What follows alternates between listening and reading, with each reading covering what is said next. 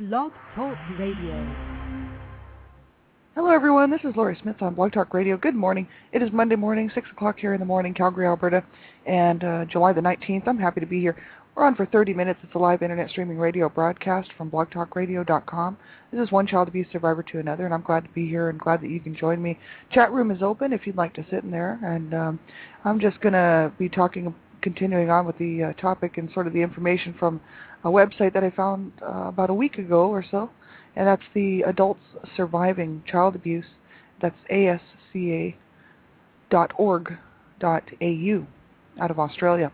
And it's a great website. I found some really interesting information on there that I haven't seen really too much of elsewhere. So that's why I wanted to bring this out to people and share this with everyone.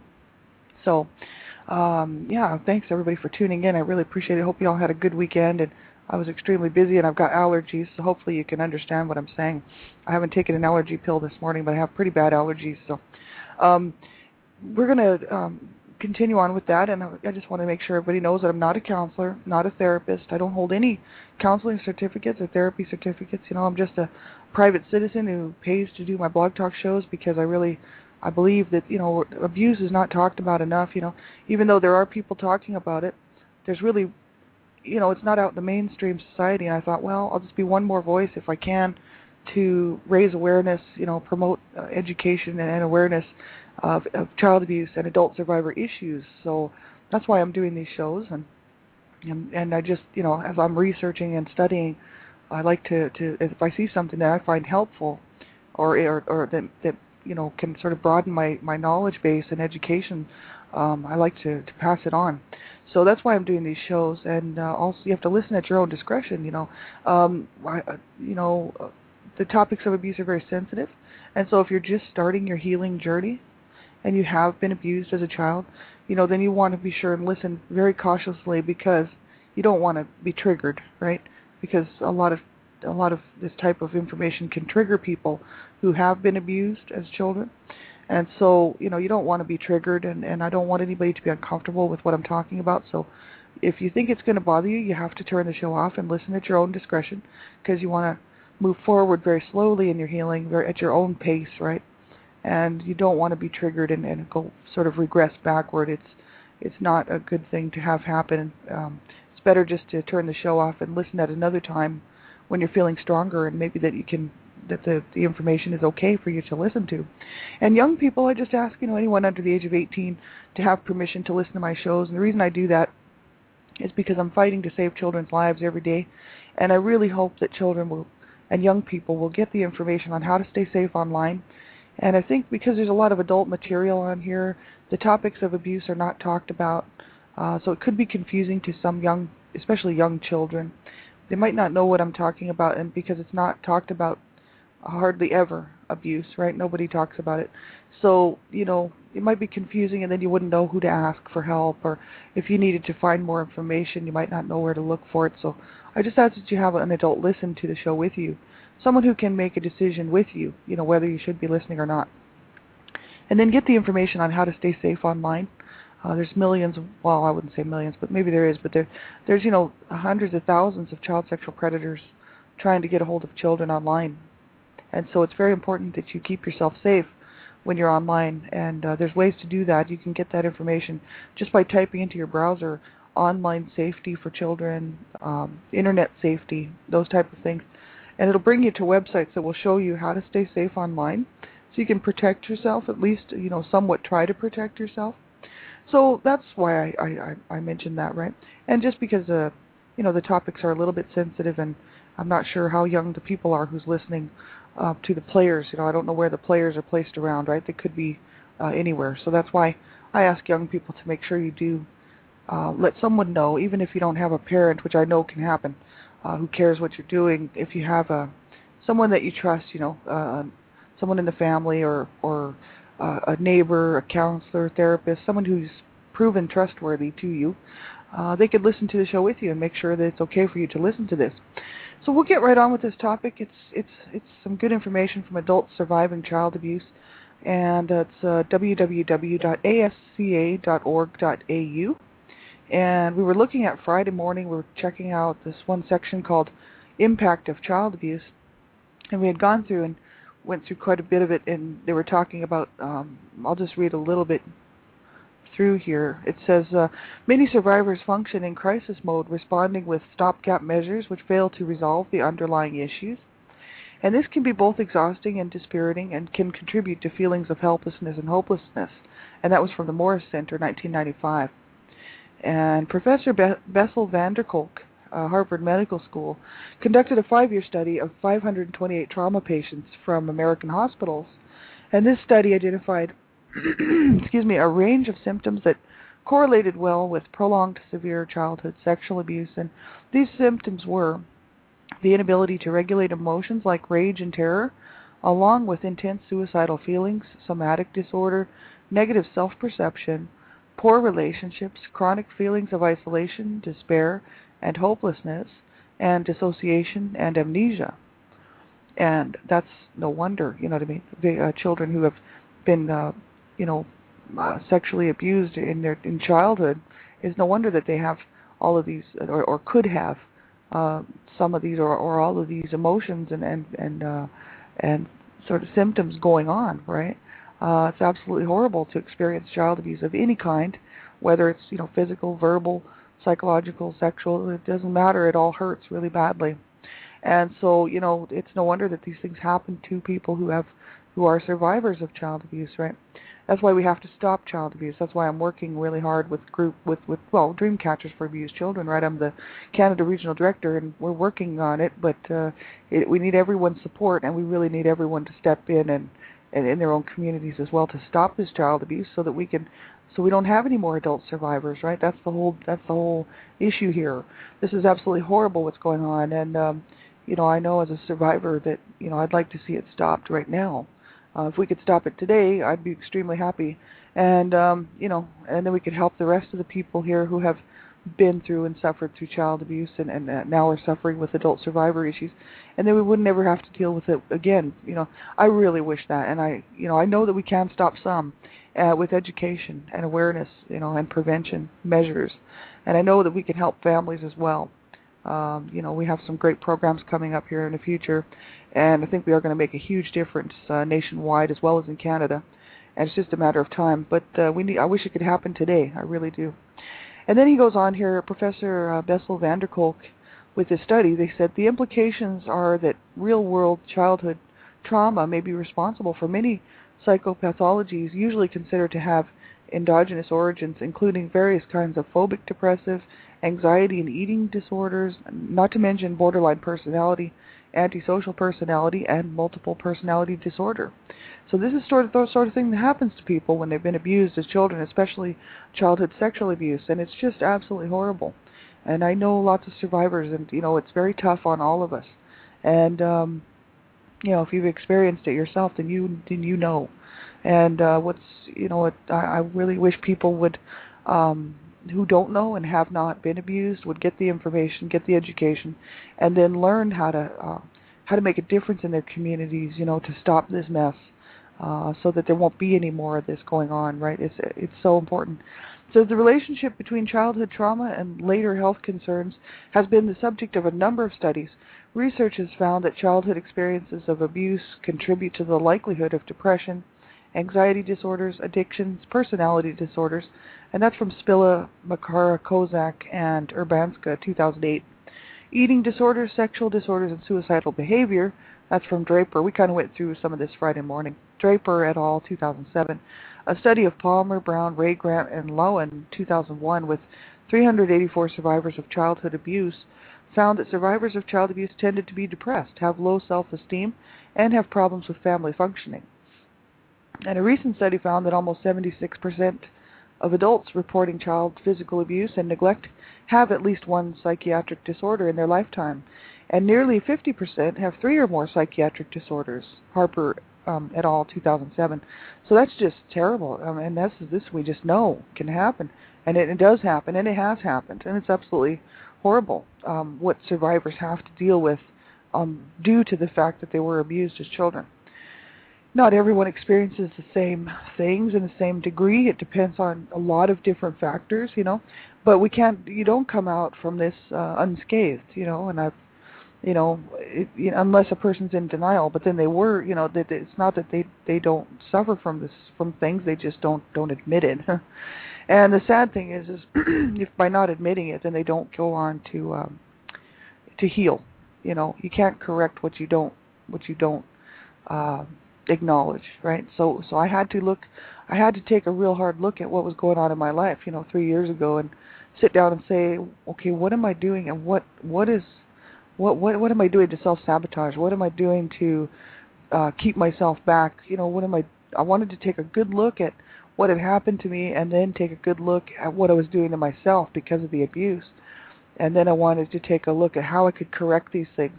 And then I thought, eventually I wouldn't mind seeing a counselor and therapist, right, or somebody to talk to who knows about, the after effects of child abuse, because they would probably have some very good stuff to say to me, and that might help me out, right? So I'm not beyond that. And years ago I would have been completely against it, just because our parents had told us that, if we shouldn't tell anybody about our problems and keep the abuse within the family. My mom didn't want anybody knowing too much about what was going on in the family. You know what I mean?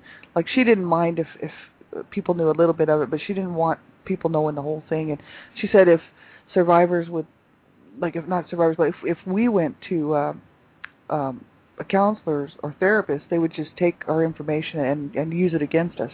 But that's because she was talking about herself, because my parents were brought up on child abuse charges. And of course, had they gone, had they said that they had been abusing us even more, then, or had we gone and got some help, right, then it would have made them look really bad. See, so I think that's why they did that. They just brainwashed us. They just told us that counselors and therapists were out to hurt us, not help us. And so we grew up hearing that, so we kind of believed that, because both my parents were a little bit, well, they had mental issues, right? My dad was borderline schizophrenic, and my mom was manic depressive, and who knows what else she had going on there, but really unfortunate. So that's why I'm not beyond getting help now, because I realize that there's some good people out there, and that you can't trust everybody, that's for sure, but you can reach out and get help. And if that therapist or counselor is not working for us, and it just doesn't seem to be clicking, then we can get another one, and we can just keep trying until we find the one who's going to relate to us and be able to help us, right? So then they go on to say here, we sort of finish up with this part here, because that's where we were Friday. It says, in short, the long-term impact of child abuse is far-reaching, with some studies highlighting that the effects of child abuse can last a lifetime. And that's Draper et al. 2007. And then they also found, the same Draper et al. Found, child abuse survivors demonstrate poor mental health, are almost 2.5 times as likely to have poor mental health outcomes. And unhappiness, they're 4 times more likely to be unhappy, even in much later life, like when they're older, much older. So they're 4 times more likely to be unhappy in life. And that's really sad. And you know what? It's so true, and how can you help it? When you grow up in a family that's broken, and you know that how all this stuff happened, right? And you know what happened, it's a fact. And yet there's no one there to really validate it, and there's no one there to comfort, what I mean, to try to take away the pain. But that's why we have to do that, you know what I mean? And that's where I'm at right now. See, I mean, it's like 3 years later, after deciding that I was going to try to fight to live instead of fight to die or fight to give up. I thought, this is ridiculous. I want to fight to live. So that I'm so glad to be able to say that I did that. But the thing is it doesn't make it any less hard. You know what I mean? It is very hard, and that's why it's important to reach out and get help, and not suffer alone in silence and stuff, because that's what I was doing. And I'm so glad that I started reaching out, because as soon as I started reaching out, which I had no idea this would happen, all these hands came out reaching out to me, and I was like, I couldn't believe it. I was like, oh my God, I really couldn't believe it, how many people reached out to me when I actually reached out. And so that's what I wish for everybody, you know what I mean? I really do, because it's so good to know that people care, because often in our own families, dysfunctional families, and quite often people who have been abused, their families are no longer around, or they had to leave their family behind because they were too toxic, or the whole abuse issues, and sometimes they just don't have any family members, because they're all gone.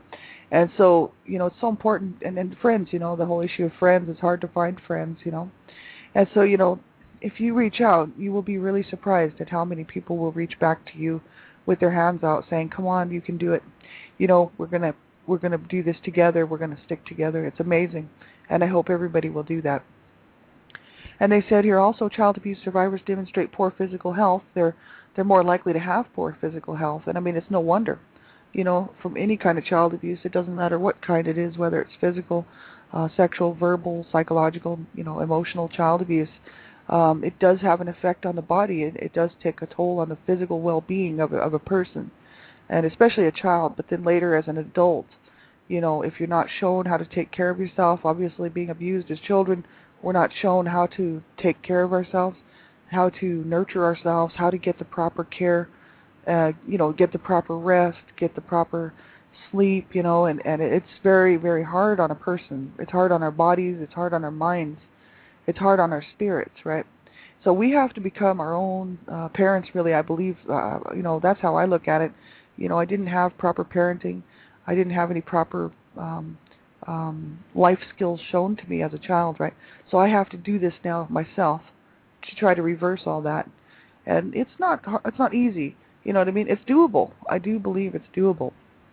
But it doesn't mean that it's not hard to relearn all that stuff at the age of 40. And it's like, okay, I'm still a toddler, you know what I mean? I'm still working on it. But I hope to be able to do better in the future, you know what I mean, to look after myself and take care of myself, because I was literally trying to destroy myself really throughout my early teens and 20s, early 20s, and then I finally started to think, well, I better start taking care of myself because I do want to have a good life, So I quit using drugs and really started to get some sleep and stop, staying up all night for days on end, and I really started to try to take care of myself, and that was good. I'm glad that I did that. But I still have a lot of problems with getting any kind of help because we were not taken to the doctor when we were little. My mom went to the doctor all the time, like to the hospital and whatnot. She was always having to go to the hospital and stuff, but the rest of us were not taken to the hospital or taken to the doctor because they had already been brought up on abuse charges. So anytime anything happened in the family, our parents didn't want to take us in because they would have been because suspicion would have been raised again whether or not they were abusing us. And of course, many times they would have been busted again because we had been beaten quite often, like I was especially. And so there was all kinds of, issues related to that. My mom was always slapping me around and beating on me, so they would have seen that probably, and if I would have gone in for an examination or something, they would have been busted again. So that's the whole thing. She didn't want to take anybody in, none of us kids, to the hospital or to the doctor. So when things would happen to us, we would just have to suffer with it, And my mom was not good at looking after us because she was depressed, and obviously she was abusing us, right? Especially me. So she would just, I would just have to fend for myself. If I was sick or whatever, she didn't care, and she'd just be like, "No, you're going to school. I don't care." And so I wasn't allowed to take care of myself and get rest and look after myself as a child, and nobody was looking after me. So not really, you know what I mean? So so now as an adult, right, I still carry on the same thing. If I'm sick or if something needs to be done, unless I get dragged in by ambulance, I don't go. Because that was ingrained in me to not go get help, to not seek out medical attention for different things, right? And so I have to relearn all that. That's sort of where I'm at. Abused children, they grow up a certain way, and that is what will dictate their life unless they change those behaviors, because it's all mostly behavioral, and we can learn how to help ourselves, right? So I have to, work on it. It's something that I have to work on for sure.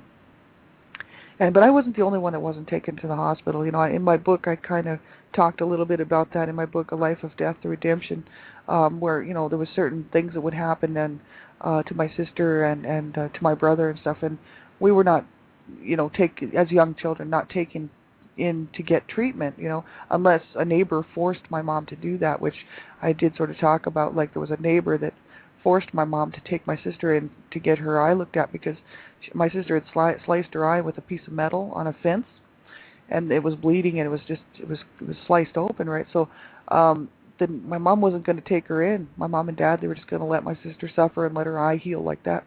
And the neighbor saw it and said, "You have to take your daughter to the hospital or the doctor. You have to take her in." My mom was like, "No, no, she'll be fine." And that neighbor was like, "No, you have to. If you don't, I will make sure she gets there." And so my parents had to do it. They had to take her in, but they weren't going to. See, that's how incredibly sick they were as parents, right? And never should have been allowed to keep us without getting treatment or some sort of psychological help. And they really needed assistance, because they could not make the proper decisions to help us, right? And they say here on this website here, childhood physical and sexual abuse, the medical diseases increases the risk of having 3 or more medical diseases, including cardiovascular events in women. And relationships causes a higher prevalence of broken relationships, lower rates of marriage in later life. Well, that's a fact, I mean, especially if you grew up with a lot of domestic violence and abuse, which we did. And so, I never wanted to be married. I always loved the thought of marriage, and I loved the thought of the whole, as a young girl, the wedding gown and all that, and this, the cake, and of course, just being young, that's all I was thinking about.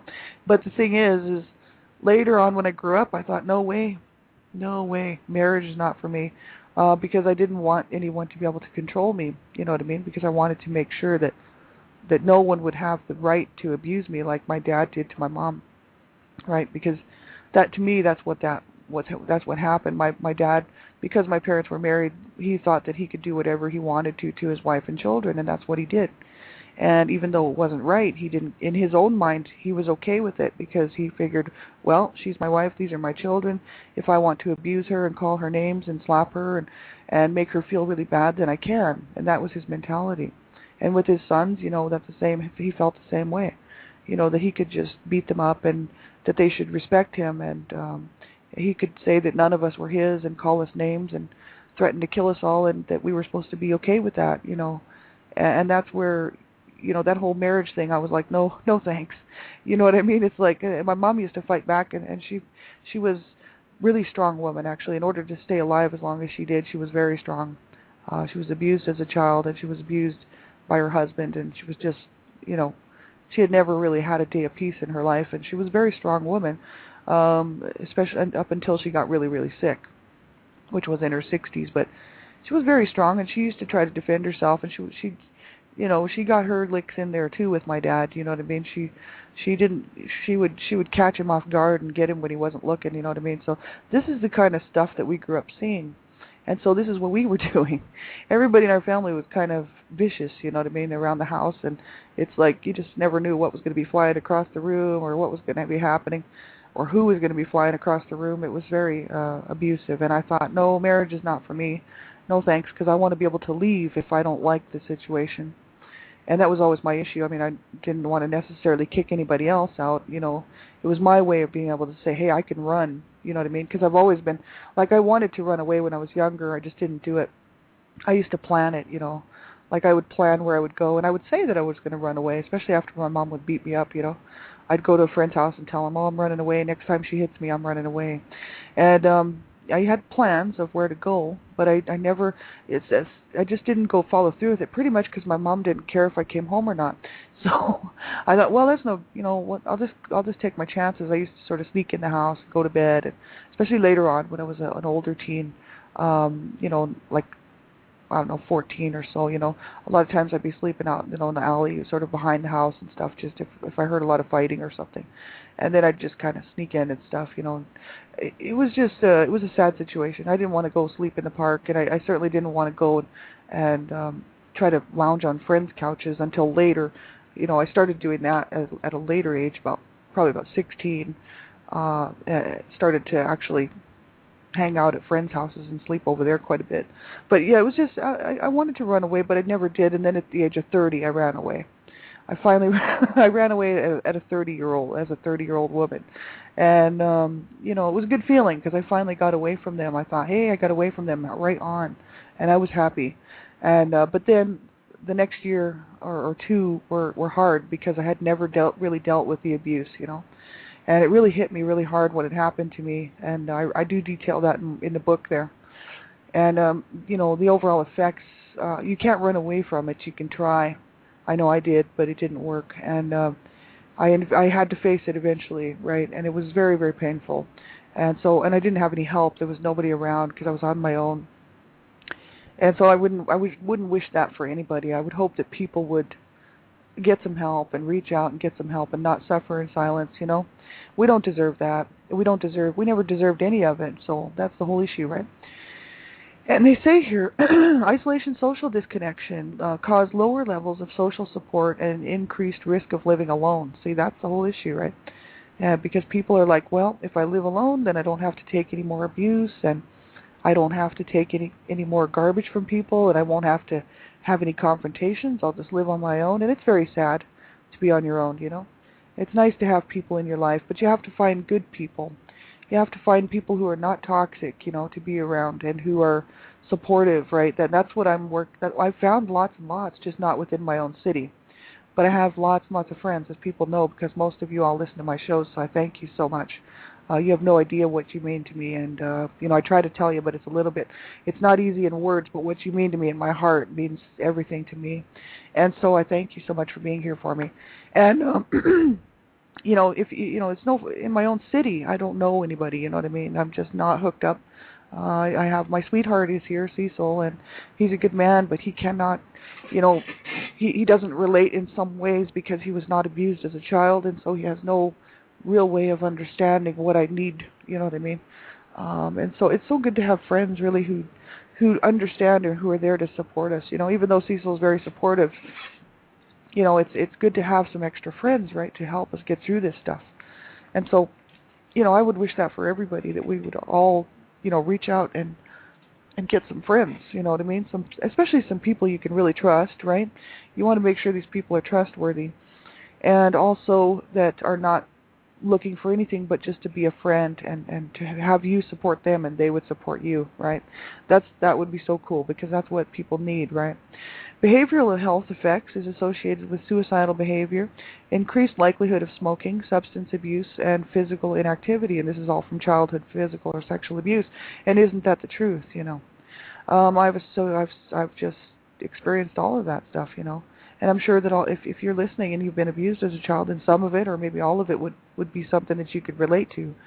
And it's very, very hard, you know. The physical inactivity, you know, it's so true. You know, I'm not into physical activity. I like to run around and play basketball a little bit, but my ankle is busted, and so, you know, it's all repaired and everything, but it's decrepit, right? It's like the surgery was from when I was 18, so it's really an old surgery, and it needs to be redone.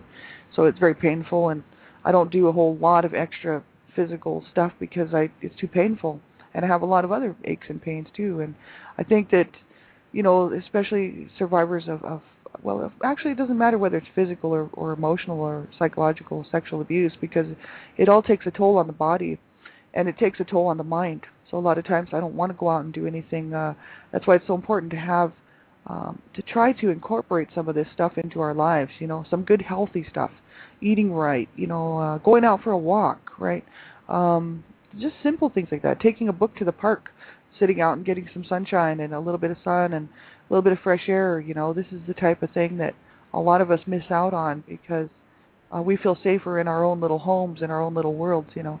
And so we don't get out too much, you know, and that's unfortunate. It really is, because we're missing out on the day-to-day experiences of the sun and the grass and the, you know, grabbing a coffee or having a juice somewhere and just watching people and making friends, right? So important, you know, that we do reach out and not just sit around and suffer in silence. That is so sad and so wrong.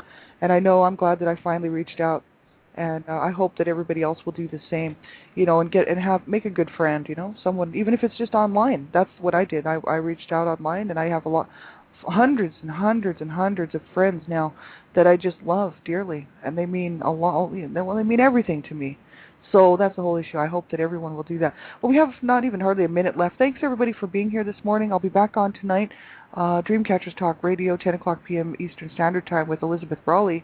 And we got some great topics coming up here. I hope you guys will tune in. We're going to talk about the institutional abuse with the deaf, and then next Monday we're going to cover Native American abuse issues. And it's just, I hope that you will be able to tune in And that's 10 o'clock p.m. Eastern Standard Time, www.blogtalkradio.com/dreamcatchers. And then my show will be on right after that. Child abuse prevention and human rights abuse prevention is up to us. So everybody have a great day. Take care of yourselves. If you need something, just message me here on Blog Talk Radio or Facebook. And don't forget to listen to Be Safe First Always, John Harrison's Blog Talk Radio show. Just click on his link and you can bring it up there. Have a great day, everybody, and we'll talk to you real soon. Bye-bye.